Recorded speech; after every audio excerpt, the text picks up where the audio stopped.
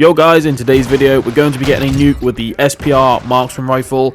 This thing is very overpowered still. I honestly thought they were going to nerf it. In fact, I made this one of my first weapons I got gold because I wanted to do this before they nerfed it. But it doesn't look like they've even nerfed it, so I guess it's staying this way. It's so easy to use.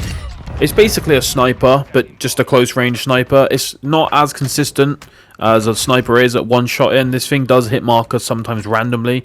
Like when you wouldn't expect it to get a hit marker, sometimes it does. So it took me a couple of attempts to get this nuke because of that reason. Sometimes just getting random hit markers, but other than that, this gun is just so good. So I'm not using the iron sight. I know a lot of people usually just use the iron sights, but I'm not a fan of it. So I am using the red dot sight.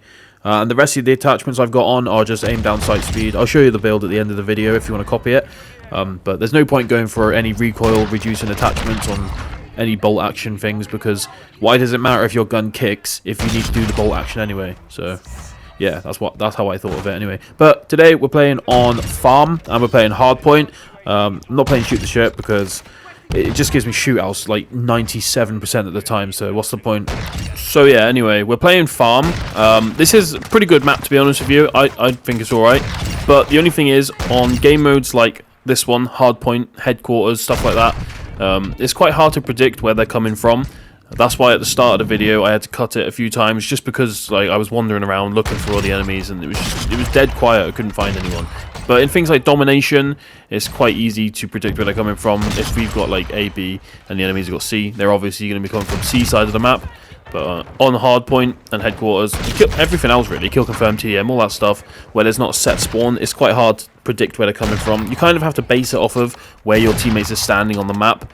But if all my teammates are just sat on the headquarters, it's quite hard to figure out where they're coming from, because you've got the whole map for the enemies to be possibly coming from. If your team is scattered around like the left side of the map, then you can expect the enemies to come from the right side.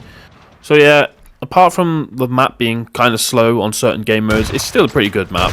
It's not my favourite map, I mean, apart from Shoot House and Shipment, but I think probably my favourite map would be the one that they had in the beta. I don't know if you guys remember the one called Museum, the one that they took out of the game. I really enjoyed that map. It just looked great, it played great.